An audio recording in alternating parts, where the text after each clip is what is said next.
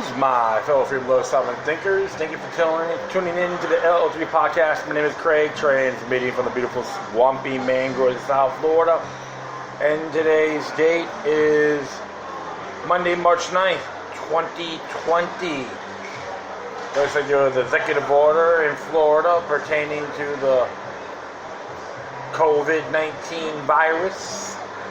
Get some folks involved, public health and all that good stuff.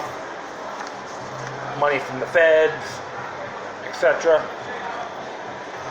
Italy's been on lockdown. And plus other things as well. I'm going to be talking about what's happening in the state of Washington pertaining to this matter. It'll be mainly about that. But the question always got to say is, who really benefits? Can this be politicized? Absolutely. Of course, you got the Dinkleberries out there want to blame President Trump. Witch hunt fetish 101, of course. Doesn't matter if you like them or not, but it gets very acidine, like I say, in good faith. We always got to look at the bigger picture on this aspect, and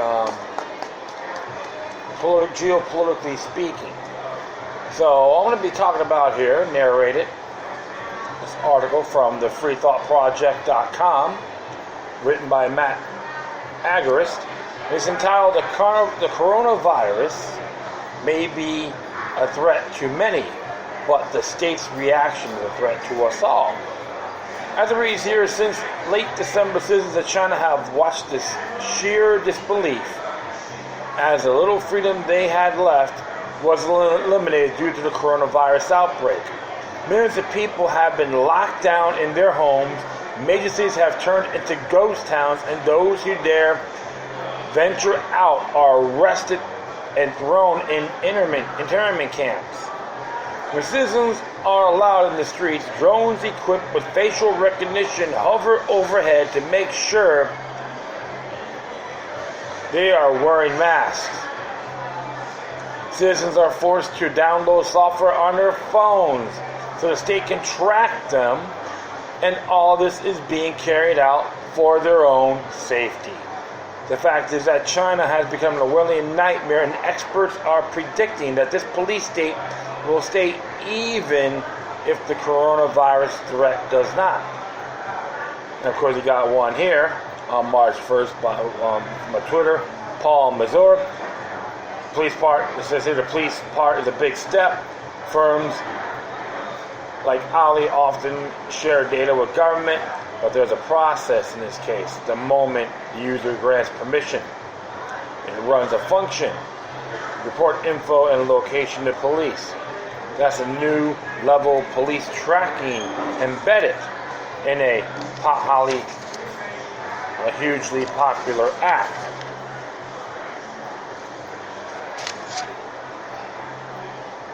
Drivers too, same thing here.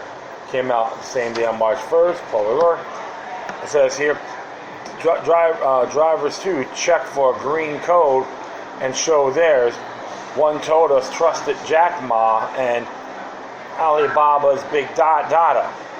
Anyone with the yellow or red code was dangerous and had been in close contact with the disease. He said an overstatement of what the code means. What the codes mean. No one rides for them. And it says here as well, it's not clear where the data goes or how decisions are being made. Likely it ends up in a place like this, a Hangzhou Police Command Center.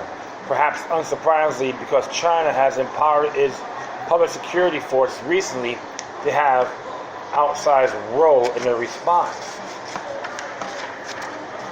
So, as I keep on going, the police state is not only unfolding in China either. Monday, as coronavirus cases continue to rise in Italy, Italian officials have begun rolling out similar police state measures. If citizens attempt to flee the country to avoid such tyranny, they face jail. Anyone leaving the containment regions risk 3 months in prison or a fine up to 260 euros, or they said $234. Luciana Magomedzi said on Monday. Unfortunately, the most top officials are not questioning these measures, and in fact, many are praising them. Despite such a hellish police state in China, in which citizens are routinely spied and arrested, the World Health Organization praised the Chinese government's response. Of course, looking people down and disallowing travel and commerce will be affected in the short term. But other experts question whether or not these measures will be effective once children go back to school and workers return to factories. I think they did an amazing job on knocking the virus down, said Michael T. Osterholm, director of the Center for Infectious Disease Research and the Policy at the University of Minnesota. But I don't know if it's sustainable. What have the Chinese really accomplished? Have they contained the virus, or they just suppressed it? What's more, even the New York Times doubt the numbers coming from China, as the government has changed the way they count the cases of the coronavirus several times over the past few weeks. TFTP has spoken with the source in China, who said that thousands of people are dying from the lockdown not because they have the coronavirus, but because they are unable to leave their homes to receive treatment for curable diseases. To stop the spread of the coronavirus, Chinese officials have reportedly condemned thousands of other sick folks to death. No one here is claiming that we shouldn't have some level of concern when it comes to the coronavirus, which as of Monday morning has affected 111,000 people, including 3,800 worldwide. However, all these police state measures raise an extremely important question that society must start to consider right now. Is the cure worse than the disease? According to the Center for Disease Control and Prevention, the influenza virus so far in 2019 and 2020 flu season has affected 32 million Americans, sent 3,110 to the hospital, and killed 18,000. But it's because this virus is nothing new. The state cannot use fear to implement police state measures over it. On the contrary, proponents of big government are likely salivating at the reaction to coronavirus around the globe. After all, nothing helps grow the police and surveillance state quite like a crisis, either or perceived or real. As Rahm Emanuel famously stated in 2008, you never want a serious crisis to go to waste. And what I mean by this is an opportunity to do things that you think you could not do before. Absolutely. Former Food and Drug Administrator Commissioner Scott Golub, whose ties of Big Pharma and the police state are glaring, has begun openly advocating for localities to shut down. We're better off doing it up front and giving assistance to get them to do the right things than do it on the back end after we've had a very big epidemic. He told CBS Margaret Brenneman on Sunday's Face the Nation, states and cities are going to have an act in the interest of the national interest and shut down businesses. That's what she said here on Face the Nation. So there's a Margaret Brennan report interviewed him. It says here as cases of coronavirus continue to climb inside the United States, we can ensure that police state measures will climb as well. Last year, we witnessed a similar case unfold with measles, which is likely just a drop in the bucket compared to the reaction to coronavirus. We saw children banned from public spaces, mandatory vaccinations, enforced with police action, and a pro-vaccine push in the mainstream media like we've never seen before. In May, pro-mandatory vaccine push reached a new level as the Washington Post published an article calling for the arrest of those who choose not to vaccinate. Absolutely. Can we say pro-involuntary servitude?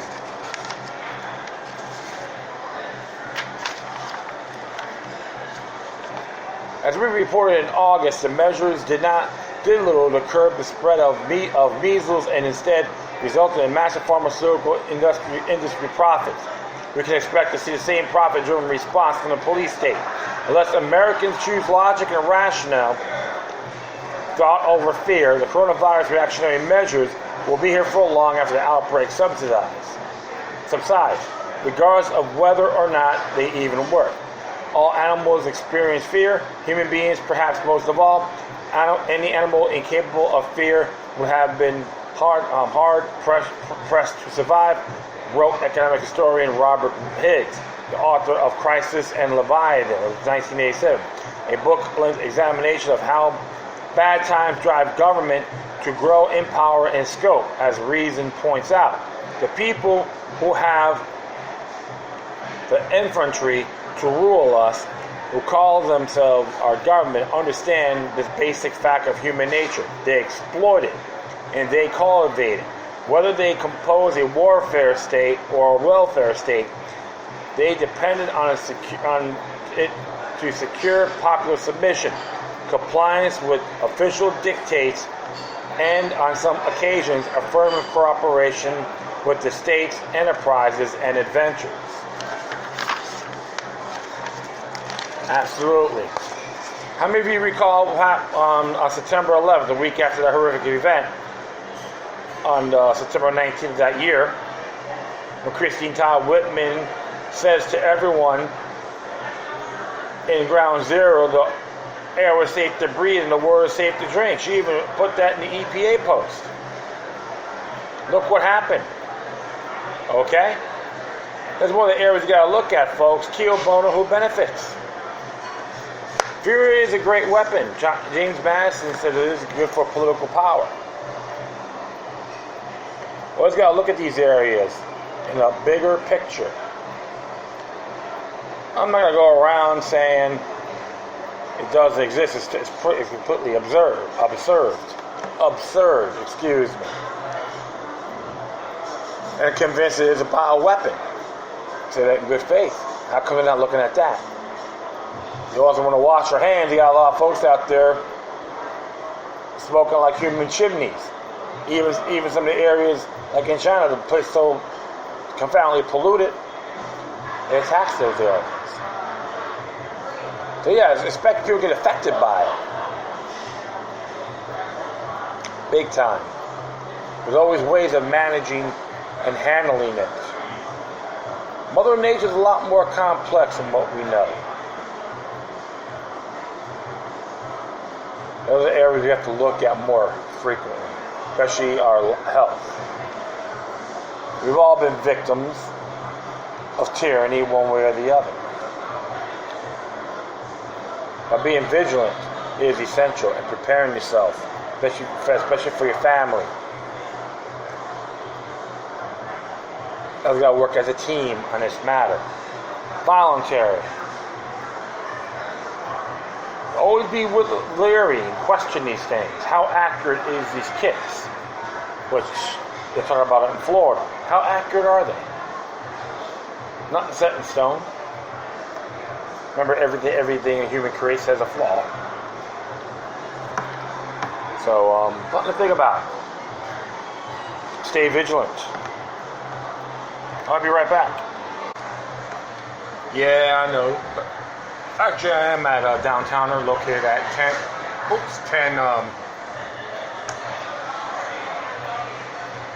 New River Drive, Southeast New River Drive, in the heart of downtown Fort Lauderdale, along the New River, right by the Andrews Avenue Bridge, near the courthouse, jail, and so forth. Cool place, check it out. You put up with me, so doing something right. All right. Well, I can thank Pete Santilli for putting this out. Talked about, I posted on Facebook, by the way, but one of these areas we should always look into is the U.S. District Court, Western District of Washington, D.C., March 6, 2020. Press release from the United States District Court for the Western District of Washington. Inquiries can be directed to District Court Executive William M. McCool at 206-267-0566. Chief Judge Ricardo Martinez issued today, General Order 1-20. Court operations under extenuating circumstances created COVID-19 and related coronavirus. General Order is being used in response to the recent outbreak of coronavirus disease 2019 or COVID-19 in Western Washington, which have been home to the first reported domestic case of the disease and some of the first significant community impacts from school and business closures. As of the date of this order, there have been 50 confirmed cases of COVID-19 in King County and over 70 in the state of Washington. Although for many of this disease appears to cause only flu-like symptoms, for others can be a serious risk, and 10 people in this district have died. In February this year, the Centers for Disease Control and Prevention issued interim guidance recommending that all employees consider how to best to decrease the spread of COVID-19, including the review of guidance from state and local officials.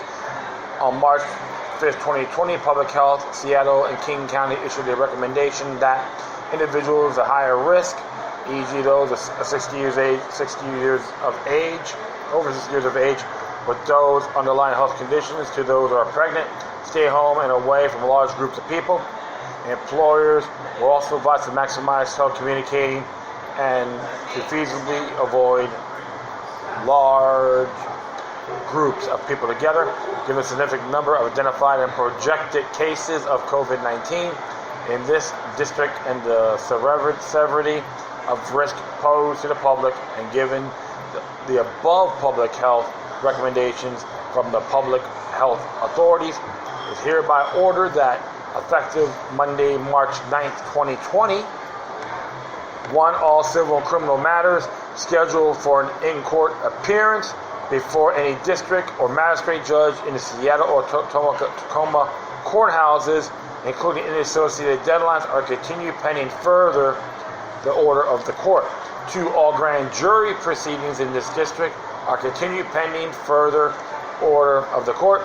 3. With regard to criminal matters, due to the court's reduced ability to obtain adequate spectrum of jurors and the effect of the above public health recommendations of the availability of counsel and court staff to present in the courtroom, the time period of the continuance implemented by this general order also included under the Speedy Trial Act, as the court specifically finds that the end of justice severed by ordering the continuance outweighed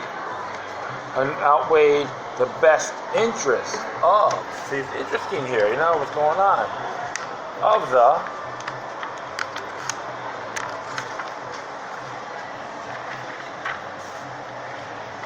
public and any defendant's rights to a speedy trial pursuant to Title 18 U.S. Code 3161, subsection 7, H7A. Okay, so section 3161, H7A. So you could say totally delayed the Sixth Amendment to the U.S. Constitution, or eviscerated for the time being. 4. Case-by-case exceptions to the circumstance provided herein may be ordered for non-jury matters at the discretion of the court after consultation with counsel. So, what does that mean?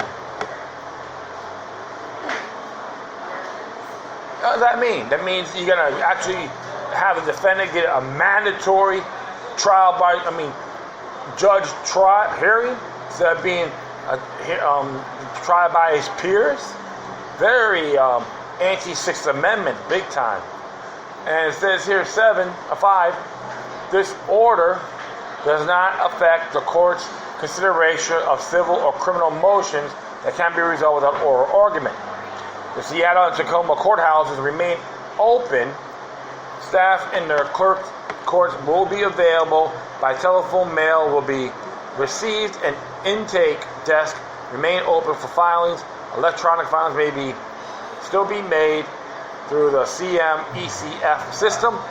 The public is encouraged to continue utilizing court services while all applicable public health guidelines. The court will vacate or amend this general order no later than March 31st, 2020. So it happened on March 6th. So it happened today. And Ricardo S. Martinez, district judge, put that out there. So, yeah, so like, if you hear, like I said, if you read that stuff, it's like very, like, touchy. Talk about possible indefinite detention, right, without a speedy trial. Or have a trial of your peers. Wow, talking about automation. Very, very disturbing indeed. So, can we say possible judicial police state matters? I wouldn't be surprised, and I don't know what your intake is, but you know the drill. We'll do one more here. But the Supreme Court of Washington is on the state level, was filed March 4th of this year. Whereas on February 29, 2020, Governor Jay Inslee, which is Order 25700 B-602, that's the order, right? And it's 2 pages long. Whereas on February 19, 2020, Governor Jay Inslee declared a state of emergency in all counties in the state of Washington due to public health emergency caused by the coronavirus 2019 or COVID-19. And during the state of emergency, it became necessary for courts in these counties to close, relocate, or otherwise significantly modify their regular operations, and the presiding judges in these counties need sufficient authority to effectively administer their courts in response to the state of emergency, including authority to adapt, modify, and suspend court rules and orders as warranted to address the emergency conditions. Now, therefore, pursuant to the court's authority to administer justice and to ensure the safety of the court personnel, litigants, and the public, it is hereby ordered that 1. Presiding judges of Washington courts are authorized to adapt, modify, and suspend court rules and ordered to take further action concerning court operations as warranted to address the public health emergency. 2. Each court shall immediately transmit copies of emergency or local rules or adapt it, modify it to address a public health emergency to the administrative office of the court and allow of the requirements of General 7. 3. Each court that closes pursuant to this court order or General Rule 21 shall sign an administrative order closing court, file the original with the clerk of the affected court, and modify the administrative office of the courts as soon as practicable. And 4. Each court as soon as practicable publish in full all rules of orders adapted to modify to address this public health emergency on its local website. It was dated at Olympia, Washington, this 4th day of March 2020 for the court. Chief Justice Deborah L. Stevens. Can be jeopardizing too, or their right to fair trial and all that? Absolutely. Well, I can't really jump the gun, but anything can happen. So, talk about possible police state measures. Always got to be leery in these areas, folks. Yes, we always got to, cannot live in fear and throw our liberties for security, because if you do, you deserve neither. Ben Franklin made that statement. He's absolutely right, friends. So, I always recommend folks out there in good faith to do your homework and prep up the best you can. Hopefully a lot of you out there that hear my show have done it. And if you're in big mega cities, if you're going to go somewhere, do it. It'll be pretty much havoc if it gets out of control. So, that is it. So I thank everyone for listening, but feel free to download and share us on your social media networks. If you have questions, comments, something interesting you want to check out, whatever you do, please send your correspondence to the forum. And I will make sure I'll leave the footnotes so you can check out these sites. And I'll probably put Pete Santilli's site on there, on this. So it'll be right there on his face, okay? Once again, thank you for your time. But always remember that demoniac resistance is something for the soul and can liberate humanity. Until next time, take care of yourselves. Keep on spreading the love. And may your guardian spirits be with you.